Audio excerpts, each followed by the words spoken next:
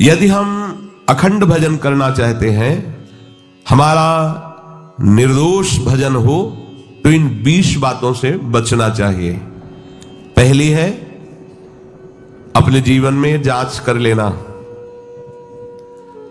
इष्ट से, गुरु से विमुख करने वाले पुरुषों का या स्त्रियों का या विषयों का किसी भी तरह से हम संग न करें। पहली बात, आराध्य देव गुरुदेव के वचनों में अविश्वास पैदा कर दे, हमारी भक्ति को बाधित कर दे, चाहे वो स्त्री शरीर हो, चाहे वो पुरुष शरीर हो, चाहे वो कोई विषय ही क्यों ना हो, हमें उससे संपर्क नहीं रखना। भगवद विमुख करने वाले पुरुषों का संग नहीं करना पहला लक्षण है। अगर वो कोई है हमारे जीवन में, तो हमारा भजन बाधित हो जाएगा। हमें संग नहीं करना, समझना है, हमें संग नहीं करना। मानो भगवत मार्ग में विरक्त हैं तो, पर जो गृहस्थ है भजन करके भगवत प्राप्ति चाहता है, परिवार में अलग अलग उद्देश्य वाले, अलग अलग भाव वाले हैं, भिन्न भिन्न मति, अलग अलग मति वाले हैं। अब वो कैसे भजन करे? अपने को संपर्क नहीं रखना, अपने को जो कर्तव्य पालन करना वो करना, लेकिन हमको उनकी बात नहीं सुननी, उनका संग नहीं करना, उनका चिंतन नहीं करना। अगर इतनी चतुराई नहीं तो फिर भजन बाधित हो जाएगा। जासे होए स्नेह राम पद एतो मतो हमारो, जिससे प्रभु के चरणों में प्रेम हो, यह सबसे बड़ा मत है। गोस्वामी तुलसीदास जी कह रहे हैं हमारे आराध्य देव गुरुदेव, इनमें अश्रद्धा पैदा करवा दे। आराध्य देव का नाम, आराध्य देव की लीला, आराध्य देव का गुण महिमा धाम जो गुरुदेव से प्राप्त हुआ है, उसमें हमारी अरुचि करवा दे। इससे बड़ा शत्रु और कौन हो सकता है? क्योंकि लौकिक शत्रु तो हमारे देह को नष्ट कर देगा, लेकिन ये शत्रु तो हमारे आराध्य देव के संबंध को ही नष्ट कर रहा है, ये तो हमारे परमार्थ को ही नष्ट कर रहा है। सबसे पहला इन 20 विघ्नों में आराध्य देव गुरुदेव के प्रति अश्रद्धा, अरुचि पैदा करवा दे। ऐसे बहिर्मुख कुसंगी का संग नहीं करना, चाहे वो स्त्री शरीरधारी हो, चाहे वो पुरुष शरीरधारी हो, या कोई विषय ही क्यों न हो। जिस विषय के सेवन से आराध्य देव गुरुदेव के प्रतिकूल आचरण बन जाए, हमें वो विषय सेवन नहीं करना। दूसरा, अधिक बोलना। मननशील महात्मा को ज्यादा बोलने का अवसर नहीं है। प्राय आप देखना भजनानंदी उपासक मौन व्रती मिलेंगे। एक होता है जड़ मौन और एक होता है विचार मौन। उपासक को विचार मौन रहना ही चाहिए। आवश्यक है तो उत्तर दे दिया कम शब्दों में, अनावश्यक बात बोलनी ही नहीं है। कोई चाहे नाराज हो या प्रसन्न हो, हमें इससे मतलब नहीं। हमें अपने सिद्धांत से चलना है, बैठ करके गप्पे नहीं मारनी। कम शब्दों में उत्तर दीजिए और मनन परायण रहकर हर समय अपने आराध्य देव का नाम मंत्र चल रहा है। अधिक बोलना ये भजन में बहुत बड़ा विघ्न पैदा कर देगा। कैसा? सबसे अधिक पाप वाणी से बनता है, क्योंकि हम इसे समझ नहीं पाते हैं। किसी की भी निंदा करने में जो हमें पाप बनता है वो बहुत बड़ी गठरी होती है। पर निंदा के कीते आवत नहीं कछुआत मूर्ख, पर्वत पाप को ले चल अपने साथ। बड़ा भारी पहाड़ पाप का रख लिया। और भजनानंदी उपासक को इस समय कहां है किसी के विषय में बोलने का? पर देखो अपने लोगों में अगर ये विघ्न है अधिक बोलना, तो दो बातें आ ही जाएंगी, किसी की स्तुति और किसी की निंदा, किसी के गुण का वर्णन और किसी के अवगुण का वर्णन। ये आपके भजन में बाधा पहुंचा देगा। अधिक बोलने से मिथ्या भाषण निकल जाएगा, अधिक बोलने से किसी की निंदा निकल जाएगी, ये आपके लिए हानिकारक होगा।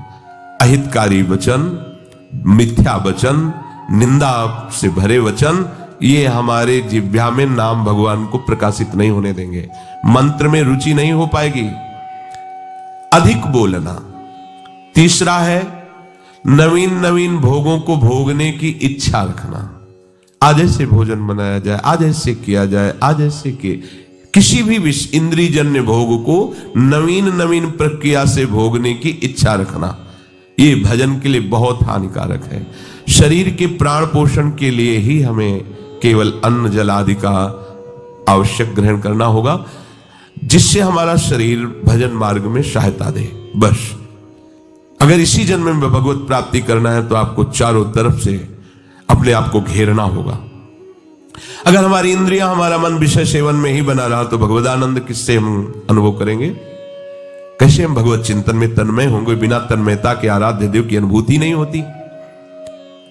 चौथा, अधिक सोना। जो बहुत नींद लेते हैं तो तमोगुण की अधिकता के कारण भजन नहीं बनता है। आपको आश्चर्य होगा कि ऐसा कैसे हो सकता है।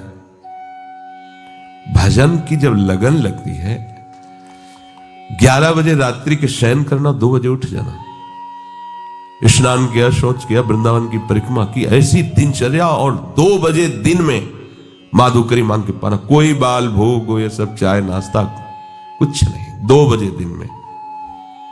आपको लगेगा कि ऐसा कैसे हो सकता है। यही वृंदावन, बाहर की बात नहीं है, वृंदावन की हितधाम की छोटी कुटिया की बात बता रहे हैं। बिजली का कनेक्शन कटा हुआ, नहीं चाहिए बिजली। अगर हम विषय सेवन में रुचि रखेंगे तो हमारी रुचि भजन की कैसे बनेगी? और शरीर है, ये जड़ है, इसको जैसे रखो वैसा अभ्यास बन जाएगा। कह रहे काशी में देखा, 2 घाटों के बीच की दरार में एक महात्मा रहते थे, रात्रि के 12-1 के लगभग निकलते थे। जब युगल किशोर ने बताया, हम अवश्य दर्शन करें, हम तो घाट में ही रहते हैं, हम तो यहीं बैठ जाएंगे, देखेंगे। और निकले, एक अंगोछा की लंगोटी लगा हुई, बस अस्थिमात्र होए रहे शरीरा, गौर वरण तेजोमयी उनकी दृष्टि। गए, गंगा जी का स्नान किया, जब साष्टांग दंडवत करके, ये हमारा मतलब एक स्वभाव था कि कुछ भी ऐसा, तो उससे बात करना, उनसे की स्थिति कहाँ है, कैसी इनकी धरा है। तो जब संभाषण के लिए प्रार्थना की तो सुने, एकदम निरपेक्ष महापुरुष, उनको किसी की अपेक्षा नहीं। पर जब दैन्य होकर प्रणाम मुद्रा में, तो रात्रि का समय एकांत घाट में हमें कि महाराज जी आप इसमें कैसे रह लेते हैं? बस ऐसे पतली सी एक लंबी दरार थी, उसी में घुस जाते थे और एक पत्थर का टुकड़ा ऐसे रख लेते थे। वो कैसे आप रहते हैं? तो मतलब घाट में तो वैसे ही गर्मी पड़ती है, उनका अभ्यास से ऐसे अंदर रहते हैं। पर रात्रि में निकलते तो भोजन का, रात्रि में तो भोजन भी नहीं मिलता। तो उनका मारवाड़ी क्षेत्र में सब लोग प्रसाद पाके बाहर बड़े बड़े ड्रम रखे होते हैं, वो तो सुबह ड्रम फेंके जाते हैं, उनमें जो बचा हुआ जूठन है वो बटोर लेते हैं, आके पा लेते हैं, शौच स्नान करके फिर अंदर 24 घंटे में। ये भी भगवत प्राप्ति का स्वरूप है। कैसे अपने अभ्यास योग युक्त है ना, ये जन्म अभ्यास के लिए मिला है। चित्रकूट में रामलीला हो रही थी, नवीन अवस्था थी 16-18 के बीच की स्वामी जी की। तो वो रामलीला में जब देखा कि भगवान राम सुबह राज्याभिषेक होना था और 14 वर्ष का वनवास, बड़ी तन्मयता से देख रहे थे। एकदम हुआ कि जब प्रभु को वनवास हो गया तो फिर मेरा जीवन किस काम का? अब मैं घर नहीं जाऊं। महापुरुषों में एक विचारधारा अलग बनती है, अब तो जीवन किसका। भाग पड़े वहां से रामलीला से, गंगा के किनारा पकड़ा। वो समय काटते हुए ऐसे आगे बढ़ रहे थे। स्वामी शंकरानंद जी महाराज बड़े अद्भुत स्थिति को प्राप्त महापुरुष थे, अशनी आश्रम। जब गंगा किनारे भ्रमण कर रहे तब जब उनके पास आए तो उन्होंने दृष्टि से देख लिया कि इनकी बहुत ऊंची अवस्था जागृत होने वाली है अध्यात्म की। तो उनका बेटा, कैसे तुम्हारा तो ये जो वेश है और ये अवस्था है तो पढ़ने की है, ऐसे कैसे? तो उन्होंने बताया, स्वामी जी मैं रामलीला देखकर भगवान का वनवास मैं सहन नहीं कर पाया, अब मैं निश्चय करता हूं कि आजीवन वनवास करूंगा। तो इस निश्चय का स्वरूप क्या होगा? उनका घोर वैराग्य से जीवन व्यतीत करना। तो उनका फिर संन्यास मार्ग ले लो, कहां दे दीजिए। नवीन अवस्था में गंगा जी में संन्यास दिया गया। संन्यास का होता है कि दिगंबर कर दिया जाता है, निर्वस्त्र, और गंगा में खड़ा किया जाता है। अब तुम्हारा कौन है? तो गंगा को साक्षी करके बोलता है, कोई नहीं, नारायण के सिवा मेरा कोई नहीं। फिर वो संस्कार किए जाते हैं, फिर इसके बहुत से संत उपस्थित रहते हैं, फिर उनको लोक मर्यादा के लिए लंगोटी दी जाती है और यहां तक केवल वस्त्र ढकने की अनुमति संन्यास को। जब उनको लंगोटी देने, उनका नहीं गुरुदेव, क्योंकि संस्कारी महापुरुष थे। तो कहा लोग बोले, अब लोक व्यवहार रहा कहां प्रभु? तो उनका ठीक है, ऐसा ही सही, चलो। तो कहां? बोले आश्रम। बोले नहीं, जान हमें आपने संन्यास दिया, आजीवन आपके सामने नियम लेते हैं, यही जीवन व्यतीत करेंगे। तो गंगा का किनारा ही उनका घर था। जैसे गंगा बढ़ती ऊपर चले, जैसे घटती वैसे रेत, बस ऐसे दिगंबर नवीन अवस्था थी और उनकी स्थिति ऐसी थी कि जटाओं के भार से ऐसे नशे में जैसे उन्मत्त महापुरुष भगवदानंद के, और शरीर की त्वचा एकदम मोटी ऐसे। अब गंगा किनारे मच्छर भी लगते हैं, सब समय समय पे गर्मी, बालू तप्त होती, वो वैसे। क्या हुआ? क्या उनका शरीर नहीं था क्या? निश्चय इतना जोर का कि देह राग मिट गया। तो क्या आप में वो भागवतिक शक्ति नहीं है क्या? और हम ये कह रहे हैं कि आप आकांक्षा क्यों करो कि हमको ये पहनने को मिले, खाने को मिले, ऐसी रहने की। आकांक्षा करो भगवत तत्व की ज्ञान की, आकांक्षा करो भगवत प्रेम की, आकांक्षा करो प्रियालाल के रूप रसास्वादन की, उनके श्री चरण सेवा की। ये आकांक्षा का विषय है, ये आकांक्षा का विषय थोड़ी है कि हम ये पहन लें, हम ये खा लें, हम ऐसी परिस्थिति में रहें, हमारी ऐसी हाई फाई व्यवस्था हो। हमारी मांग नहीं होनी चाहिए। हम स्वामी के आश्रित है, जैसा वो चाहे वैसा करें, जिसमें वो राजी उसमें हम राजी हैं। तो अधिक नींद लेने का स्वभाव उपासक को छोड़ना पड़ेगा। बिल्कुल ना सोना और बहुत सोना, आगे के श्लोक में भगवान मना करते हैं। दोनों को योग सिद्ध नहीं होता। बिल्कुल ना पाना और बहुत पाना, दोनों को योग सिद्ध नहीं होता। तो अधिक नींद लेना, इस पे शासन करो यदि भगवत प्राप्ति करना चाहते हो। आपकी दिनचर्या में सोने का आपका ठीक समय होना चाहिए। जितने महात्मा आज तक मिले उन सबकी दिनचर्या परिपक्व रही है। परिपक्व दिनचर्या 2-4 मिनट की बात नहीं कहते, नहीं, उनका उठना, उनका लेटना, उनका खाना, उनका पीना एक टाइम पे होता है। ऐसा नहीं है जब चाहा तब। अगर उस समय तक भोजन नहीं मिला तो इसके बाद वो भोजन नहीं पाएंगे, चाहे 56 प्रकार के भोग आ जाए। एक महात्मा जिस आश्रम में हम गंगा किनारे रुके थे उसी आश्रम में आए थे। शाम टाइम वो कुछ नहीं लेते थे, एक टाइम दोपहर में अगर भिक्षा मिल गई तो लेते थे। प्रायः कौन इनके पीछे पड़ता है, खान पान के पीछे। जिसकी लगन लग जाती है प्रभु की प्राप्ति का, ये तो बहुत छोटी बातें हैं। इन महापुरुषों को देखो, वो शाम के जो उस आश्रम में आए जहां हम टिके हुए थे, तो उनको गाय वहां आश्रम में थी, तो संतों को शाम के बयारू कराई जाती थी, एक एक गिलास दूध दिया जाता था। तो बयारू तो करते नहीं थे, जब दूध तो उनका नहीं, हमारा नियम है, मैं एक बार दिन में जो भगवत इच्छा से मिलता पाते हैं, फिर नहीं। अरे नहीं स्वामी, दूसरी बार पूछते उनकी दृष्टि में, ये क्या है, ये कोई स्वागत है? अरे परमार्थ के पति होकर के नियम को तोड़ने के लिए तुम जोर दे रहे हो, ये क्या प्राण पोषण करना ही साधु का धर्म है क्या? हटाइए, आप कैसे साधु हो, बार बार हमको खाने के लिए प्रेरित। डांट दिया, अपने खुशी हो जाएंगे, दूध दे रहे गाय का, भाई इतना प्यार कर। प्यार नहीं देखा जाता, अपना लक्ष्य देखा। आप कितना आराध्य देव से प्यार करते हैं? हमें विषय सेवन के लिए कोई प्यार दे तो इसे प्यार कहते हैं क्या? आराध्य देव के चरणों जासो हो सने राम मत, राम पद ए तो मतो हमारो। अधिक भोजन, पांचवा है अधिक भोजन। सच्ची मानिए, ये अनुभव की बात कहते हैं। अल्पाहार और अधिक भोजन दोनों आप करके देख लो। अधिक भोजन करने वाले की भजन में रुचि नहीं रहेगी। अगर दोनों टाइम आप भोजन जितना चाहिए उससे अधिक लोगे तो आप ब्रह्मचर्य रह ही नहीं सकते, आप भजन कर ही नहीं सकते। आपकी भजन में रुचि नहीं रहेगी, वो एक खिलवाड़ केवल होता रहेगा, दिन पार होता रहेगा। आप 2-4 दिन आपको थोड़ा परेशानी पड़ेगी किसी भी संयम को धारण करने के लिए। आप उसे धारण कीजिए, फिर आप देखिएगा। अगर आप 15-20 दिन ऐसे संयम से चले, फिर आपको हम ही छूट दे दें तो आप कहोगे नहीं बस ऐसा ही ठीक है। धीरे धीरे आपको हर इंद्रिय, हर वृत्ति को अपने आराध्य देव प्रियालाल में समर्पित करना है। रोज का रोज हमारी आयु नष्ट हो रही है, हमारा लक्ष्य केवल यही बना हुआ है, संसार के भोग। सोचो हम कहां खड़े हैं, हमें कहां पहुंचना है। अधिक भोजन ये भजन का विघ्न है, पांचवा। और छठा है उपासक होकर हंसी मजाक गंदी करना। उपासक भी हंसते हैं अपने आराध्य देव की, अपने उपासना की। उपासक जन मिलकर वार्ता, ऐसा नहीं कि संसारिक उनको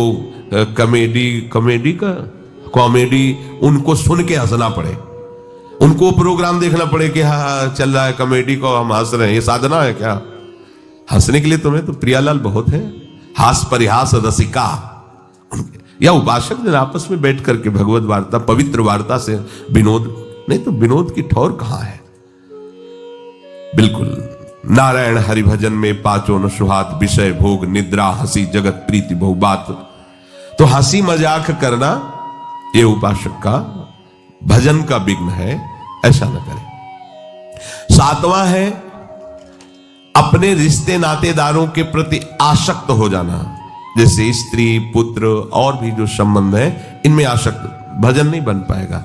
सबकी ममता ताग बटोरी, मम पद मन ही बांध पर डोरी। 8वां है क्रोधी स्वभाव बना लेना। जरा कोई बात करे तो बस एकदम गुस्सा हो जाए। नहीं नहीं, आप भजन करने वाले हो। कभी कभी किसी की प्रतिकूल चेष्टा, अब जैसे आप परमार्थ में चल रहे हैं, किसी को परमार्थ संबंधी ही आप सावधान कर रहे हो, वो आपके सामने ही प्रतिकूल आचरण कर रहा है, आपको गुस्सा नहीं होना है। ये आपकी भी तो परीक्षा हो सकती है। भगवान आपको भी तो देख रहे हैं कि आप उपदेश ही केवल देते हैं या आपके भी जीवन में कुछ है। इसलिए आप खुद देखो आपके जीवन में क्या है। उस समय आप प्रशांत आत्मा विवेक के द्वारा अगर कहीं भी स्फुरण हो रहा है क्रोधात, तो उसे शांत कीजिए। वो क्रोध दूसरे का अहित करेगा कि नहीं करेगा, पर आपका हित हो जाएगा, आपका हृदय पवित्र हो जाएगा, आपके हृदय में जलन पैदा हो जाएगी। क्रोध रूपी विकार भजन को बहुत ज्यादा ढकता है। पूज्य श्री पाद बुढ़िया बाबा जी महाराज 1 महीने में अगर कस के 1 बार गुस्सा आ गई तो 1 महीने का भजन ढक जाएगा, वो भागवतिक तेज प्रकाशित नहीं हो पाएगा। और 12 बार साल में गुस्सा आ गई तो पूरे साल का भजन ढक गया। और यहां दिन में 12 बार आ जाता होगा गुस्सा। ऐसा कैसे, ऐसा कैसे? गुस्सा नहीं करनी, क्रोध नहीं आने देना अंदर से। 9वां है हिंसा करना। हिंसा वाणी से भी होती है, मन से भी होती है और शरीर से भी होती है। जो भगवत मार्ग का पथिक है सावधान रहता है, शरीर से तो हिंसा मुश्किल ही बनती है। किसी भी जीव को कष्ट देने का स्वभाव होने वाला साधक कैसे हो सकता है? किसी भी जीव को पीड़ा देने वाला कैसे साधक हो? परमार्थ का पथिक हो ही नहीं सकता, वो तो नाटकबाजी है। किसी भी जीव को शरीर से पीड़ा कैसे दे सकता है? वो नहीं दे सकता। बड़ी सावधानी रखने की जरूरत है। किसी भी जीव को नहीं। सांप मारो मारो मारो, बिच्छी मारो, उसको देखते छिपकली ऐसे भयभीत हो जैसे मगरमच्छ हो छिपकली, हाँ उसको निकाल के मार, ये सब बिल्कुल सावधान। बाबा श्रीधर जी महाराज कालीदय 10-12 छिपकली मच्छरदानी में ऊपर, मच्छरदानी ऐसी मच्छर के हाथ 10-20 जगह से डाल सकते हो, ऐसी मच्छरदानी लगी थी। क्या रात दिन भजन में डूबे हुए।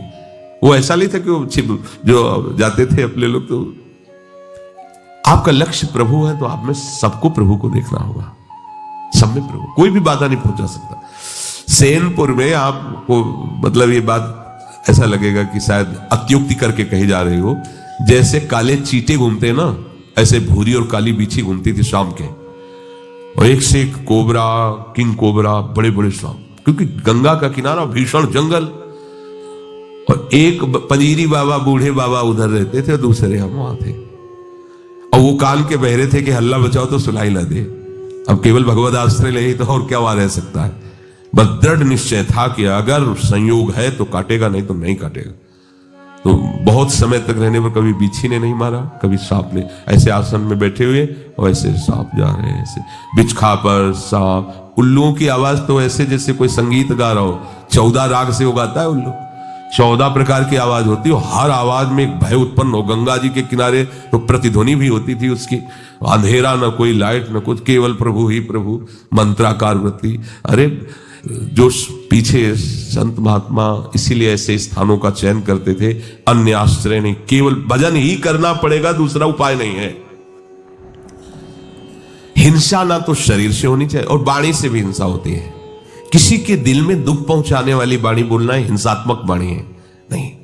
सबके दिल में दिलवर वास करता है, उसी की हम उपासना करते हैं। हमको ऐसे कठोर वचन नहीं बोलने हैं जिससे उसका हृदय दुखी हो जाए। हम अपनी बात कह देते हैं, ना मानो आपका। देखो भगवान गीता जी बोल दिए ना, मानो या ना मानो तुम्हारी बात है। मानोगे तो भगवदानंद में रहोगे, नहीं मानोगे तो विषयानंद में डूबोगे। और एक होता है मन से हिंसा करना, ये ज्यादा होता है। शरीर से हिंसा करना तो साधक मार्ग में बहुत ही निंदनीय है। वो तो शायद ही कोई ऐसा मूर्खतावश कर दे, नहीं तो नहीं करेगा, क्योंकि वो साधक मार्ग में चल रहा है। उपासना मार्ग में काहे कि किसी जीव की हत्या करेगा। वाणी से वो भी चूक कर सकता है। किसी को ऐसे दुखद वचन, जाओ भोगोगे, ये भी दंड है ना। ये भी आप हिंसात्मक वचन बोल रहे हैं। अगर आप भजन करते हैं और आपका वचन लागू हो गया, जाओ भोगो, तो आपने उसके लिए विधान कर दिया ना दुख का। तो साधु से होए न कारज हानि। साधु तो परहित परम मंगल करने वाला होता है, उसके दुख का विधान कैसे करें। और मन से होता है कि जब कोई हमारे प्रतिकूल चलता है तो एक जलन होती है, उस जलन में हमारे अंदर निकलता है, भोगोगे तुम फिर। आगे चल करके तुम देख लेना तुम्हारी दुर्गति होगी, तुम अमुक कष्ट पाओगे, जाओ ऐसा ऐसे। वो जो मन है ना वो अपने आप संकल्प करता है, तब इसको समझ में आएगा कि ये जो हमारी प्रतिकूलता कर रहा है ना, तब इसको समझ, ये सब बातें नहीं होनी चाहिए। अगर ये बातें हैं तो आपके भजन में टांग टूट जाएगी आपकी, आप भजन की चढ़ाई पे नहीं चढ़ पाएंगे। ये टांग तो सुरक्षित बनी रह जाए, लेकिन भजन की चढ़ाई आप नहीं चढ़ पाएंगे, आप फिसल जाएंगे। जो दूसरे का तनिक भी अहित सोचता है, वो दूसरे का अहित हो या ना हो, तुम्हारा उसी क्षण से अहित शुरू हो गया, उसी क्षण से तुम्हारा हानि शुरू हो गया। 10वां है काम विकार। ये चाहे कर्म मार्ग का प्रतीक हो, कर्मयोग, भक्ति योग, ज्ञान योग, ये तीनों मार्गों में अपना एक छत्र बाधा का राज्य उपस्थित करता है काम। ये छोटी मोटी शक्ति नहीं, चाहे ज्ञान मार्ग में हो, चाहे कर्मयोग मार्ग में हो, चाहे भक्ति योग मार्ग में हो। ये ऐसा भागवतिक सैनिक है कि हर जगह इसका प्रवेश है, विघ्न पहुंचाने की इसमें ताकत है, इसीलिए सब इससे डरते रहते हैं। अगर इससे डरते रहोगे तो निर्भय हो जाओगे, और इससे डरना बंद कर दोगे तो फिर डर तुम्हें कभी छोड़ेगा भी नहीं। ध्यान रखना, यही डर ही डरपि हरिवंश हित। महाप्रभु करें डरते रहो। ना जानो छिनंत कवन बुद्धि घटाई प्रकाशित, छुटी चेतन जो अचेत त्यो मुनि भय विश्वासित। महाप्रभु कह रहे हैं डरते रहो, ये बात से डरते रहो। एक संत भगवान कह रहे थे काला सर्प काट ले तो उसका उपचार हो सकता है, लेकिन ये काम अपना अधिकार हृदय पे कर ले, ये डस ले, इसका उपचार नहीं हो सकता। ये ऐसा जहर है कि वो लहरें लेते रहो, पूरा जीवन वो नशा चढ़ा रहेगा उसका। और जैसे जैसे आपकी आयु कम होती जाएगी, मतलब अवस्था शरीर की बढ़ती जाएगी, आयु कम, वैसे वैसे और बढ़ता जाता है। जैसे जैसे आपकी शरीर शक्ति क्षीण होती वैसे ही वासना और रंग लाती, क्योंकि दुर्गति करना है ना। इससे चाहिए कि भगवान नाम और भगवत आश्रय के बल से इस विकार को सह कर शांत किया जाए। जितना आप सहनशील होगे उतने ये शांत होता चला जाएगा।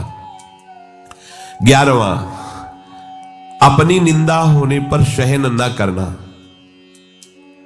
ये भजन में बाधा है। जब अपनी निंदा हो तो आनंद मनाना चाहिए अंदर से, कि जो हमें प्रारब्ध भोग भोगना था दंड रूप में, वो निंदा करके उसको नष्ट कर रहा है, बड़ी कृपा हुई। अंदर से इस बात को समझिएगा। अगर हमारी कोई निंदा कर रहा है तो हमें आनंदित होना चाहिए, हमारा परमार्थ मार्ग साफ हो रहा है। ध्यान रखना, हमारा परमार्थ मार्ग जो बाधित होने वाला था उसकी निंदा से कट गया। बहुत बड़ा प्रभाव है। बिना भोगे तुम्हारे प्रारब्ध का नाश करा दे वो निंदक है, इससे बड़ा कोई हमारा सहयोगी नहीं है। साधो निंदक मित्र हमारा, चरणदास जी ने इसमें बड़ा आशीर्वाद दिया है कि जो कोई निंदा करे हमारी उतरे भव से पारा साधो, क्योंकि उसने हमारे परमार्थ को साफ कर दिया। प्रशंसा करने वाला तो परमार्थ में रोड़ा पैदा कर दिया, देहाभिमान फिर पुष्ट होगा और भगवत चरणारविंद का आश्रय छूट जाएगा। लेकिन निंदा करने वाले ने भगवत आश्रय पुष्ट कर दिया, परमार्थ को बिल्कुल पवित्र और साफ कर दिया। आए हुए बुरे प्रारब्ध को नष्ट करने के लिए ये जो हमारी प्रभु निंदा कराते हैं, बहुत कृपा है छुपी हुई इसमें। उसे हमें भोगना पड़ता, सड़ना पड़ता। कई बार सुनाया है कि भगवान वशिष्ठ जी कुल पुरोहित थे और वो चक्रवर्ती सम्राट पे पद में थे, तो उनके शरीर में किसी पूर्व कर्मा अनुसार वो कुष्ठ हो गया था, गलित कुष्ठ। तो राजगद्दी पे थे, ढक के ऐसे रहते। तो वशिष्ठ जी से कहा इससे जीना से अच्छा है मर जाना, हम अपनी सभा में भी खुल के नहीं बैठ सकते ऐसा गलित कुष्ठ। कोई उपाय है? तो उनका कर्म का फल तो भोगना पड़ता है। अवश्य में भोक्तव्यम कृतम कर्म शुभाशुभम। होगा महाराज कोई भी दान पुण्य कुछ ऐसा जो आप दुर्गा दान पुण्य से नष्ट नहीं होगा। एक उपाय है, आपके बड़े भ्राता की जो पत्नी, बड़े भ्राता युद्ध में मारे गए, आप रोज जाके उनको भगवान श्री राम का चरित्र सुनाइए जो आज्ञा। अब रोज टाइम से 2-2.5 घंटे सभा के बाद जाते थे रात्रि में, और 10-11 बजे वापस आते। धीरे धीरे धीरे धीरे बात पूरी नगर में फैल गई। सब लोग निंदा करने लगे। देखो कि वो ऐसे ही भोग भोग रहा है कुष्ठ का, और ये कितना दुराचारी है कि माँ के समान पवित्र भाव जिसमें रखा जाता है बड़े भ्राता की पत्नी, अब बड़े भ्राता तो युद्ध में पधार गए तो देखो रोज रात्रि में उनके यहाँ जाता है। तो कुष्ठ खत्म होना शुरू हुआ। अब 20-20 लोग बैठ करके उन्हीं के राजा के विषय की बात साफ। एक दिन वशिष्ठ जी से कहा, प्रभु जब मुझे हमारे ये जो गुप्तचर बताते हैं आकर कि प्रजा ऐसी हमारी निंदा कर रही, तो ऐसा लगता है कि मर जाना। तो बोले कुष्ठ नष्ट करने में तुम्हारा ये बहुत बड़ा सहयोग होगा। पहले कहते थे कुष्ठ के कारण कि मर जाना अच्छा है, जब दवाई करवा रहे हैं तो तुम कह रहे हो ऐसा कुष्ठ कम हुआ ना? बोले हाँ कम। धीरे धीरे सब कुष्ठ नष्ट हो गया, पूरे राज्य में ये निंदा इनकी होने लगी और कुष्ठ नष्ट हो गया। अब यहाँ नाक का बचा, तो कहा भगवान नाक का बचा, बोले कभी ये नष्ट नहीं होगा। क्यों? बोले वे वशिष्ठ के हिस्से का है और हम जानते हैं तुम वहां रामचरित्र सुनाने जाते हो, कोई गलत रहे। फिर बुलाया पूरी प्रजा को और सभा में बताया कि ऐसा ऐसा ऐसा, तो गलित कुष्ठ उनका नष्ट हो गया। ये जो हमारी निंदा करने वाले हैं, ये जो हम केवल भोग कर ही उसका समन होता, उस पाप को, उस अपराध को अपनी निंदा जिह्वा से, संतों ने कहा मां से भी ज्यादा ये दुलार करते हैं। मां तो हाथ से मल साफ किया होगा, ये हमारे उस कर्म जनित मल को वो जिह्वा से साफ कर देते हैं निंदा करके। तो निंदा जब हमारी हो रही हो, अपमान हो रहा हो, तो हमें सहन करना चाहिए। हमारे बहुत बड़े बुरे प्रारब्ध का वो निवारण कर रहे हैं। पर ऐसा बहुत कम होता है। जब निंदा होती तो हम जब उसकी निंदा खुद करने लगते हैं तो उसका परिणाम ही होता है जो हमारे पास था वो तो था ही और वापस आ जाता है। पर निंदा के किए थे आवत नहीं कछुआत, मूर्ख पर्वत पाप को ले। हमें दूसरे की निंदा नहीं करनी, पर अपनी निंदा हो तो आनंद पूर्वक सहना है। किसी से कहना भी नहीं कि वो हमारी निंदा करता है, नहीं, जो पूरा काम होना है उसमें घाटा पड़ जाएगा। परम लाभ की बात है, ध्यान देना। पर ये सहल नहीं होती बिल्कुल, और ये बिल्कुल निर्मल कर देगा आपको। निंदक नियरे राखे आंगन कुटी छवाए, बिना साबुन पानी बिना निर्मल करे सुहाए। कह रहे ज्यादा दूर मत रखो, सीधे आंगन में रखो, जिसे निकलते बैठते हो तुम्हारे कान में निंदा पड़े।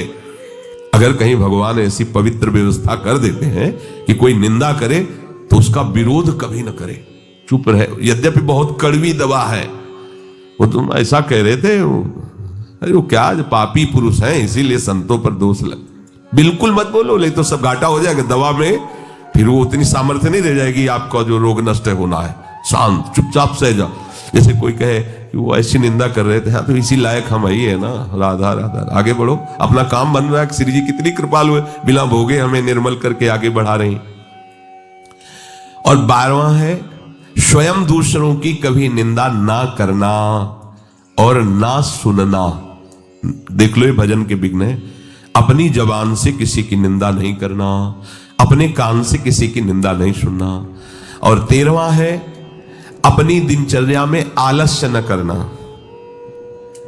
ये बहुत रोज 4 सवा 4 बजे जाना पड़ता है, कभी कभी तो सो लेते हैं या प्रमादित नहीं, या शरीर चलने लायक नहीं रहा तो बात है, नहीं तो आलस्य साधु के उपासक के परमार्थिक जीवन में बहुत बड़ा शत्रु। आलस्य नहीं होना चाहिए।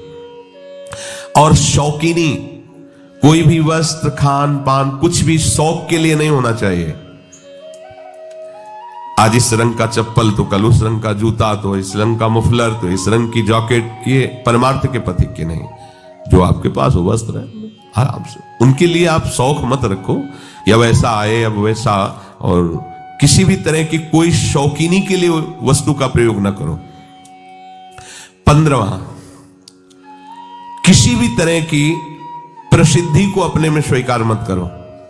हजारों लोग प्रणाम कर रहे हैं, यश हो रहा है, ऐसा वैसा, आपका नहीं हो रहा है। वो आपके गुरुदेव और आराध्य देव का है, आपका नहीं। आप स्वीकार करोगे तो विष पी लोगे। सम्मानम कल्याति घोर गरलम नीचापमानम सुधा, श्रीपाद प्रबोधानंद जी महाराज कह रहे हैं ये सम्मान विष है, तुम्हें सम्मान नहीं हो रहा। अगर तुम समझते हो तुम्हारा सम्मान हो रहा है तो आराध्य देव और गुरुदेव से अलग होइए, उनके चिन्हों को धारण करना बंद कीजिए। देखो कौन तुम्हें प्रणाम करता है। उनका यश गा रहे हो इसलिए तुम्हारा यश हो रहा है, उनके दासत्व से युक्त हो इसलिए तुम्हारे सामने दास भाव से सब जन प्रणाम कर रहे हैं। तुम प्रभु के आश्रित हो इसलिए वो तुम्हारे आश्रित हो रहे हैं। केवल प्रभु का उसमें यश है, प्रभु के आश्रय की महिमा। तुम अपना कुछ मत समझ लेना, नहीं छोड़ो। प्रभु के चिन्हों को धारण करना छोड़ो, प्रभु की बात करना छोड़ो, फिर देखो तुम्हें कौन प्रणाम करता है। तो जो भी यश कीर्ति बड़ाई सम्मान है वो हमारे गुरुदेव का है, उन्हीं के सजाए सज रहे हैं, उन्हीं के द्वारा दिए हुए मंत्र उपासना से हम आनंदित हैं, उन्हीं के आश्रय के कारण ये सब है, अपना अस्तित्व नहीं है। मान बड़ाई की चाह रखना भजन का बड़ा भारी विघ्न है कि भाई और कुछ तो नहीं है, चाहते हैं पर इतना तो है कि समाज में बना रहे, भजनानंदी महात्मा है, आओ आओ आओ, देखो बचपन से भजन कर रहे हैं, इनको आदर दीजिए, बड़े त्यागी महात्मा है। ये सुनने के लिए कान लालायित रहते हैं अहंकार पुष्ट होने की वृत्ति वाले के। ये नहीं होना चाहिए। जब कोई तुम्हारी बड़ाई करने लगे तो तुम्हारे हृदय में एक संकोच जनित चुभन होनी चाहिए, क्यों व्यर्थ की बात कर रहे हो, अंदर से लगना चाहिए, बनावटी नहीं, अंदर से आना। और सच्ची बात है, सच्ची बात। यदि गुरुदेव की कृपा ना हो, प्रियाजू की कृपा ना हो, तो एक बार राधा नहीं बोल सकते, तुम निरंतर भजन की तो बात जाने दो। एक दिन निष्पाप व्यतीत होना कठिन हो जाएगा, निष्पाप एक दिन व्यतीत होना कठिन हो जाएगा, और तुम्हारा जीवन निष्पाप हो रहा है केवल गुरु कृपा, आराध्य देव की कृपा। 17वां, अपने में श्रेष्ठता जनित अभिमान होना, गुरुपन होना, मैं बहुत ज्ञानी हूं, मैं बहुत, किसी भी तरह का अपने में श्रेष्ठता का अभिमान होना। देखो हमारे परम गुरु हैं श्री आचार्य चरण जी, लेकिन वो अपने को क्या बोल रहे हैं, ग्रंथ में लिख के गए, बोले क्वाहम तुच्छा परम मधमा, क्या शब्द लिख रहे हैं एक श्लोक में, क्वाहम मूढ़मति, ये अपने लिए लिख रहे हैं।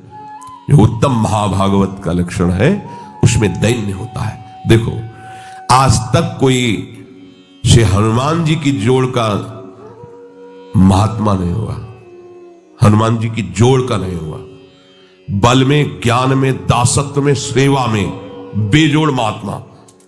लेकिन आप क्या वर्णन कर रहे हैं, आप सोचो, विभीषण एक महान भागवत से मिल रहे हैं तो परिचय क्या दे रहे हैं, वहां पढ़ के देखो, असमय अधम सखा सुनो मोहू पर रघुवीर, मुझ जैसे अधम पर भी प्रभु कृपा बनाए हो मुझे दासत्व से। और जब प्रभु से पहली बार मिले तो उन्होंने यही कहा था, एक में मंद मोह मत कुटिल हृदय अज्ञान, पुनि प्रभु मोहि विशारेउ दीन बंधु भगवान। और जबकि ज्ञानिनाम अग्रगण्यम बुद्धिमताम वरिष्ठम, रोम रोम से सियाराम निकलता, जवान की तो बात जाने दो। यत्र यत्र रघुनाथ कीर्तनम तत्र तत्र कृतमस्त कांजिलम वाष्पवारि परिपूर्ण लोचनम मारुतिम नमत राक्षसांतकम। और बल विक्रम की तो कहना ही क्या, जेहगिर चरण दे हनुमंता, चले उसका पाताल, जिम अमोघ रघुपति कर बाला, यही भांत चले हो हनुमान। क्या उनका जोड़ है कोई, और वो अपने को कह रहे असमय अधम। भगवान ने जितना माता सबरी को दुलार दिया, बिरला ही कोई ऐसा दुलार पा पाता है।